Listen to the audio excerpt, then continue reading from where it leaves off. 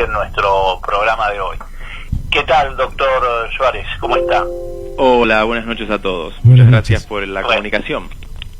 No, muchas gracias a usted por acompañarnos esta noche, en una noche que, bueno, como contábamos al inicio del programa, haciendo un resumen de lo que está pasando en Perú, es muy importante para nosotros, para llevar a nuestros oyentes un poco de claridad al respecto. Hemos hecho un repaso general de la situación que se viene desarrollando en los últimos 3 días en Perú, bastante sorprendente, al menos para quienes no siguen los acontecimientos del vecino país, y que, bueno, está abocada hacia un desarrollo que todavía no está muy claro, ¿no? Nos gustaría un poco tener su impresión, su análisis de dónde está un poco el sustrato de lo que está pasando, de los actores en pugna. Bien. Y cómo lo ve usted, ¿no?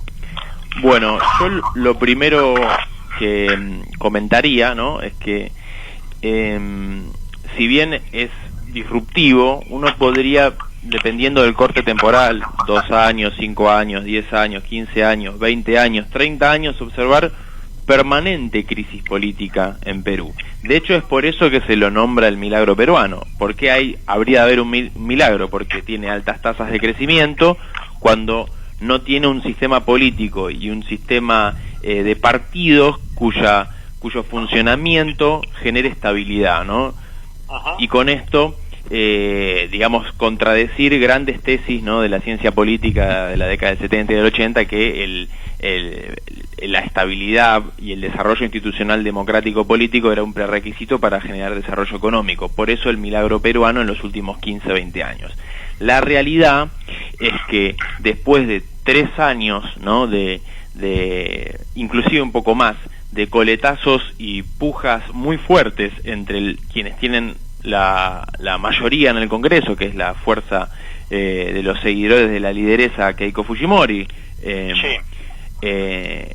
y la torpe transición o los problemas posteriores a los coletazos del Lavallato y de la crisis de Odebrecht y la salida de Kuczynski, hoy el presidente Vizcarra se encuentra en un escenario que uno podría decir la posibilidad de capitalizar, ¿no?, una permanente, si se quiere, desafección política, apatía ciudadana, descontento con sus instituciones, descontento con el funcionamiento del Congreso, ¿no?, está ahí servida sobre la mesa. No es tan solo la idea de avanzar sobre una reforma en el Tribunal Constitucional, o como fue el año pasado, la idea de generar una reforma política amplia que terminara con el sistema de voto preferencial del Perú. O sea, es la oportunidad para barajar y dar de nuevo, ¿no?, porque en última instancia esta idea de la no confianza o del voto de no confianza con el Parlamento es una situación para favorecer al llamado de elecciones anticipadas, ¿no? Y con eso destrabar una mecánica que en los últimos 2 o 3 años fue de permanente negociación en una especie de escenario de sálvese quien pueda.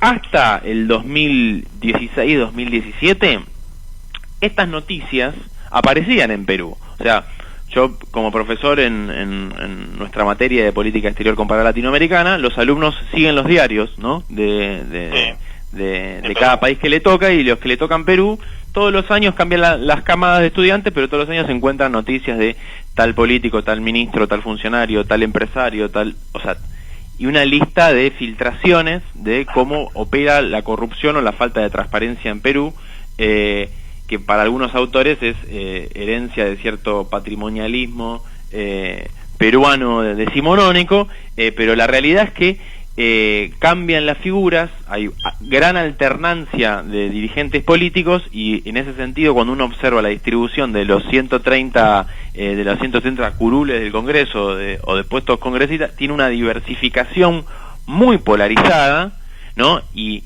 lo que no está polarizado termina estando concentrado en una fuerza como puede ser la del fujimorismo, ¿no?, que tiene casi 73 curules de los 130 y que constantemente están impidiendo el desarrollo del poder del poder presidencial.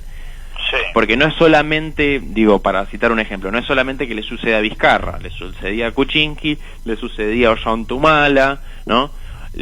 Tenemos una frase que en Perú es: los presidentes ganan con 50 más 1 o llegan con 50 más 1 de intención y de percepción ciudadana y se van con menos de 10, todos. O sea, no importa qué presidente uno observe desde los tiempos de Alberto Fujimori para acá, absolutamente todos, Alan García, Toledo, Ollantumala, todos se van por la puerta trasera, ¿no? Uno de ellos se suicida, dos de ellos están presos, uno tiene extradición, ¿no? Pedido de extradición, o sea, el sistema político peruano está realmente hastiado, ¿no? Y entonces el presidente actual, que es una persona que era el vicepresidente, ¿no? Que era embajador en Canadá cuando digamos se da las turbulencias políticas con Kuczynski, ve una oportunidad para relanzar el gobierno peruano a partir de una nueva votación que garantice ¿qué cosa? Que el Congreso no tenga estos 73 representantes de Fuerza Popular, toda vez que Keiko Fujimori sigue presa, digamos. Sí, efectivamente. Sí, lo comentábamos a esto, ¿no? Estando presa, tiene la mayoría del Parlamento.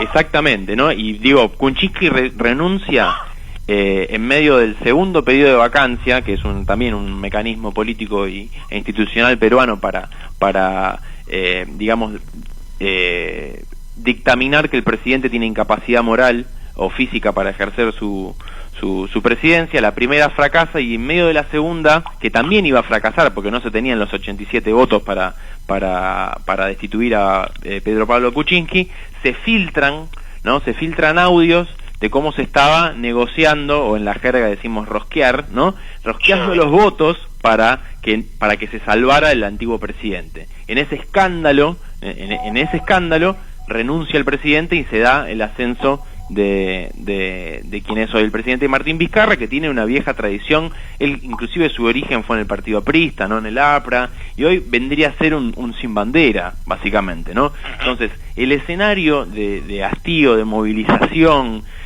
la reedición del que se vayan todos, ¿no? Uno puede observar hoy manifestaciones con la cartelería que había en la Argentina en el 2001, ¿no? Es un escenario perfecto para un presidente que se muestra con el respaldo de las Fuerzas Armadas, pero también quiere capitalizar este descontento que tiene la sociedad peruana, que por lo menos uno puede decir que es apática. Al inicio del programa es que veíamos esta confluencia o esta combinación entre un apoyo popular, o mejor dicho, un apoyo popular al presidente, un repudio sobre todo al Parlamento y al fujimorismo, combinado, decíamos, con este apoyo que le han dado las Fuerzas Armadas, policiales de seguridad, que ha sido toda una puesta en escena, por otro lado, con fotos, con el presidente, y que decíamos nosotros que nos daba la sensación que esta renuncia intempestiva de la vicepresidenta Mercedes Arauz a su cargo de presidenta interina nombrada por el Congreso, y también a su cargo efectivo de presidenta constitucional, vicepresidenta constitucional, indudablemente ha sido esta confluencia y hasta cierto punto uno diría la intervención de la fuerza militar en la crisis política nos da la sensación que ha sido determinante, ¿no?, en la actitud de Arauz.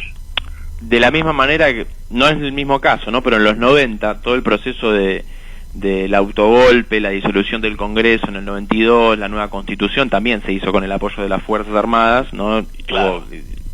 Tuvo indicadores mucho más lesivos y terribles, ¿no? Pero lo que quiero decir es, los militares tienen una posición prevalente en el sistema político, y digo, para cualquier espectador, para cualquier oyente que se ponga a buscar, bueno, ¿cuáles son los partidos políticos del Perú? Y se va a llevar la sorpresa de que primero no hay ninguno tradicional, o los que quedaron vivos, Acción Popular, el APRA, tienen mínima representación, y hay una diseminación de partidos que van cambiando los nombres, se ponen los años electorales, digamos. La representación democrática del Perú es muy baja, ¿no? Y esto lo miden todos los políticos y lo miden todos los medios de comunicación, ¿no?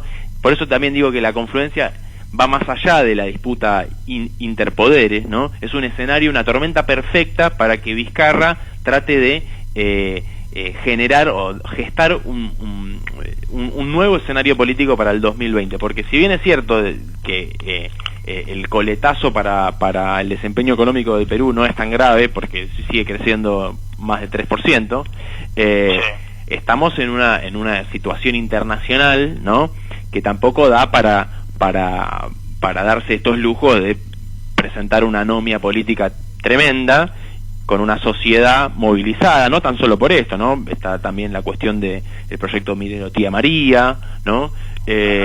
Y otras cuestiones que están generando pretorianismo, están generando movilización, y creo yo, el presidente está tratando de mediar para llegar también él, ¿no?, al 2020 con una posición preferencial para competir nuevamente, ¿no? La pregunta que me surge hacer, una de las preguntas que me surge hacer por este movimiento político que está viendo es: el fujimorismo consiguió una votación en la elección, perdió por muy poco ante Kuczynski, sí, y además consiguió una representación parlamentaria excepcional. Perfecto. Todo indica, por los sondeos que hemos visto, que está en un retroceso fabuloso. Claro. ¿Y cómo se explica esto? ¿Y cuál sería el porcentaje que hoy podría sacar el fujimorismo en una elección legislativa? Esa última pregunta yo no lo sé. O sea, yo no puedo decir el porcentaje que va a tener. Sí que, como usted bien dijo, esa solidez parlamentaria de Fuerza Popular se construye a lo largo de no una elección, sino de las últimas 3 o 4 elecciones. El fujimorismo siempre se quedó a 5 centavos para el peso, siempre estuvo cerca de la presidencia, pero nunca la logró, porque en la segunda vuelta la sociedad peruana siempre ungió otro presidente. Ahora, los últimos 3 años fueron realmente muy explícitos, ¿no?, de lo que en otros países se llama la partidocracia, o cómo cada uno de las facciones políticas se están cuidando a sí misma. Digo, particularmente todo esto se debe a la cuestión del Tribunal Constitucional y el intento del Parlamento, controlado por el fujimorismo, de nombrar un pariente del presidente permanente de la Comisión del Congreso para favorecer la excarcelación de Keiko Fujimori. Digo, para ponerle, ¿no?, digamos, el motivo también por el cual el presidente plantea el voto de no confianza, para alterar la forma en la cual se designan los miembros de ese tribunal.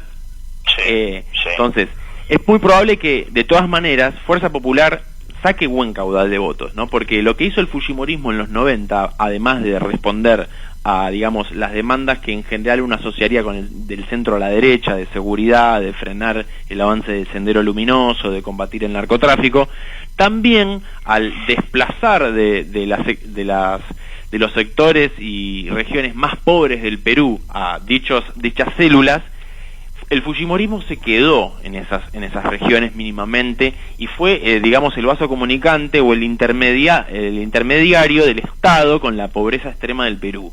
Entonces, el fujimorismo tiene representación en las clases altas, que bregan por una securitización de las agendas, pero también en clases bajas, de periferias peruanas.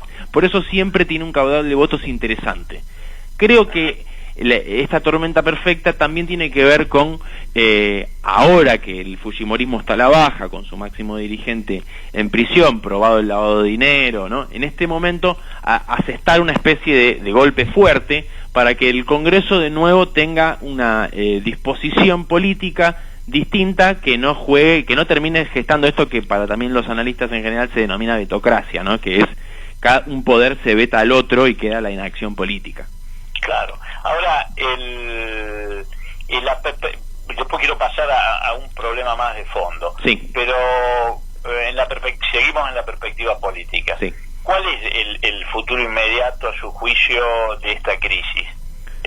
Da la sensación de un posible reforzamiento, reestructuración político-institucional de Perú. Mire, yo lo que de Vizcarra, decir, claro, usted? yo hago estos 3 comentarios. Primero, Perú en términos políticos está muy limitado por su constitución. O sea, la Constitución que gesta en los 90, que después tuvo algunas enmiendas, pero en general es una de las pocas constituciones de la región que medio que blinda el sistema económico financiero y medio ata de manos a los ejecutivos sobre qué pueden hacer o no hacer. Como dato de color le cuento que en Perú, que es una sociedad muy dual y que tiene sectores rurales muy pobres, y ahí se afianza, si se quiere usted, el narcotráfico, en Perú el Ministerio de Desarrollo Social se creó entre el 2011 y el 2012, o sea que hubo toda una historia institucional peruana que no tuvo un espacio el Poder Ejecutivo para velar por los intereses más mínimos de la distribución de la renta o de tratar de acompañar a los que se quedan afuera del derrame del sistema económico, digamos, ¿no? Perú tiene en ciertos artículos de la Constitución, si yo mal no recuerdo, 61, 62, 63, ciertas inhabilitaciones para el poder político intervenir en la economía y crear empresas públicas. Y también tiene un sistema político de voto preferencial que hace que los políticos con mayor dinero o recursos tengan capacidad publicitaria superior al resto, y se terminan armando estos congresos en los cuales hay una representación política que no tiene una correlación con cómo está distribuido, si se quiere, el ingreso o las demandas sociales. Entonces se hizo una reforma muy coartada. Claro, es una democracia muy limitada que, como le digo, los políticos prometen el cielo y después no pueden cumplirlo, tanto por la relación con el Congreso como por la limitación de la Constitución, y así como ganan, se van por atrás.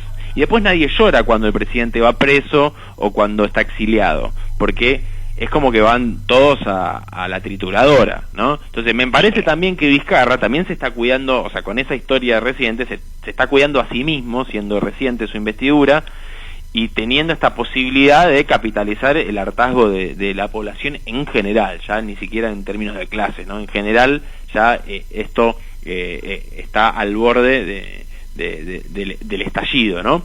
Entonces, en las últimas elecciones, el Frente Amplio, que sería del centro de la izquierda, con Verónica Mendoza, hizo una muy buena elección. Digamos, sí, algo así como el 20%. El 20%, ¿no? Claro. Hay que ver cómo van a pactar, porque reitero, hoy en día usted tiene Fuerza Popular, Alianza por el Progreso, Nuevo Perú, Peruanos por el Cambio, Acción Popular, Aprista, Liberales, Acción Republicana, tiene una cantidad de partidos increíbles, todos con 5, 6, 7 curules, o diputados. Claro, diputados cada uno. Posiblemente lo que termine sucediendo es que se formen, ¿no? Alianzas, ¿no? O interbloques, y que la distribución luego sea un poco más razonable, ¿no? Para discutir políticas y reformas, porque no es la única reforma que quieren discutir, ¿no? Perú viene hace varios años discutiendo educación, salud, sustentabilidad ambiental, ¿no? El tema minero es importantísimo en Perú, tanto en inversiones como en comercio exterior, pero también en impactos ambientales y en economía negra. La economía delictiva del Perú es algo así como el 6% del PBI, y no es que es solamente narcotráfico, es deforestación ilegal y es minería ilegal, ¿no? Entonces, todo eso forma parte de la agenda, y tenemos un Congreso en Perú que en los últimos años lo que se está haciendo es básicamente señalarse, ¿no? Echarse las culpas y señalar la poca transparencia que hay en todas las bancadas, ¿no? Entonces, esto sería como un cortar por lo sano. Yo no le puedo decir cuántos votos va a sacar cada uno, sinceramente, pero sí que es una jugada inteligente del presidente, que seguramente se va a sentar a discutir ¿con quién? Con el Frente Amplio, más que con buscando una alianza ahí claro, que le dé una cantidad de votos, si no mayoritarios, por lo menos cercanos a una mayoría, ¿no? Y que tengan una agenda más acorde a lo que se siente, si se quiere, en la calle, porque obviamente así como está, es muy difícil cambiar el rumbo. Quizás hasta no se dé, ¿no? Que Perú siga teniendo, o sea, sea muy difícil cambiar la Constitución, pero por lo menos... Yo iba a preguntar, lo interrumpo ahí, porque no hay ningún partido, ninguna tendencia política que plantee o una reforma de la Constitución o una convención constituyente. En el último mes, no, porque todo esto pasó muy rápido, Sí. entre julio y septiembre, y en el último mes, durante septiembre sí aparecieron las discusiones, como que era un all-in, ¿no? Era reforma política de nuevo, reforma constituyente y elecciones. Yo ahí creo que es una forma de plantear el escenario más extremo para llegar por lo menos a la idea de adelantar la elección al 2020. La realidad es que sin constituyente es muy difícil cambiar la relación de poder entre el presidente y el Congreso, y sobre todo también entre el poder económico. Y claro, hay dos poderes económicos en Perú que son centrales y que tienen, digamos, que están escudados en general en estas discusiones, no salen, que son el minero y el financiero, y el bancario financiero, ¿no? Entonces, hace poco había leído una noticia respecto de que estos dos grupos económicos más fuertes, ¿no? En uno se llama el Generación Romero, Grupo Romero, porque es Romero Padoletti, ¿no? El Grupo Romero, creo que el sector minero, y después está el grupo bancario, ¿no? O Rodríguez Pastor, creo que se llama, pero son lo top del Perú, y no van a elecciones, ¿no? Y están blindados del debate, ¿no? Pero creo que va a ir por ahí, digamos, la discusión peruana en los próximos años, porque digamos que después de 25 años o 20 años de crecimiento, todavía hay un montón de imposibilidades o postergaciones en la economía peruana. Por ejemplo, el salario mínimo no se tocó nunca, ¿no?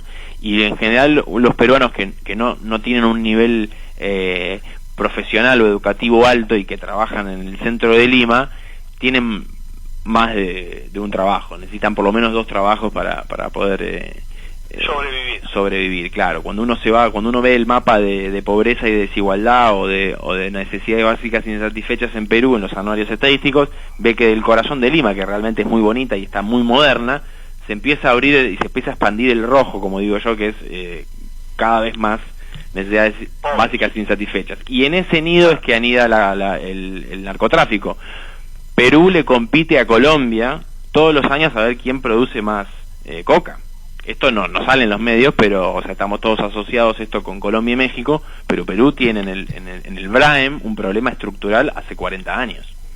Claro, sí, que es el tiempo más o menos de decadencia profunda del sistema político y de las condiciones de vida de la población que arrancan temprano en la década del 80. Exactamente, ¿no? Lo que se intentó encauzar, o lo que lograron los empresarios peruanos y las multinacionales peruanas fue deslindar de esta crisis al sistema económico, ¿no? Pero el milagro, yo hace unos años escribí irónicamente que el estigma también es un milagro, ¿no? Como que el último paso del milagro es después la espiga, digamos, o sea, como que en algún momento se termina esto.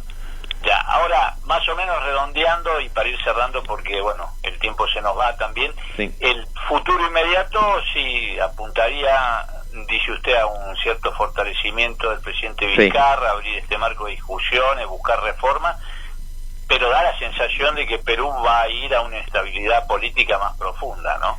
Si no se va a elecciones anticipadas, que es, por suerte, está contemplado el mecanismo, porque ya la censura o la no confianza del Parlamento es permanente en los últimos 3 años, no va cambiando el tema, pero le van disolviendo, porque cuando no se apoya, se disuelve el gabinete y hay que nombrar de nuevos ministros, ¿no? Entonces, también esto es acelerar para justificar el llamado de elecciones, que por cierto, depende de la encuesta, es entre el 70 y el 77% de aprobación ciudadana, o sea, por eso digo que tampoco es que no hay una lectura política interesante del presidente. O sea, yo no sé si él se va a presentar, yo diría que sí, pero lo que está tratando de generar es un escenario en el cual sean los actuales congresistas dominados por el fujimorismo los especies de los guardianes del status quo del establishment, que queden pegados en términos sociales como los que no están de acuerdo con llevar adelante las reformas necesarias y las discusiones éticas y transparentes, y por tanto, cuando se den las elecciones, salga robustecido el frente que finalmente gesten, ¿no? Entonces yo diría que hoy con las vicisitudes de los últimos 3 días, de que se intentó nombrar presidente a Arauz y rápidamente se dio cuenta que se estaba equivocando, llegó hasta decir: en este momento soy la persona más odiada del Perú, ese recule que se hace finalmente, para mí indicaría que el Congreso se da cuenta cuál es el límite, ¿no? Y en ese sentido, si no cede ante la cuestión del Tribunal Constitucional, es muy probable que el gobierno, y si el Tribunal Constitucional no falla en contra de la medida, es muy probable que se llegue a elecciones anticipadas. Si no, se va a tener que tejer de nuevo una convivencia importante, de nuevo, con un presidente fortalecido, digamos, ¿no? Bien. Bueno, profesor, le agradecemos mucho esta larga charla y esta profunda explicación de todo lo que está sucediendo en Perú, y bueno, desde ya lo comprometemos para una próxima. Muy amables y agradecido por el llamado. Bueno, buenas noches. Saludos para todos. Gracias. Era el profesor Fernando Suárez Rubio, profesor de la Universidad de El Salvador, de Relaciones Internacionales de la Universidad de El Salvador. Bueno, una explicación acabada.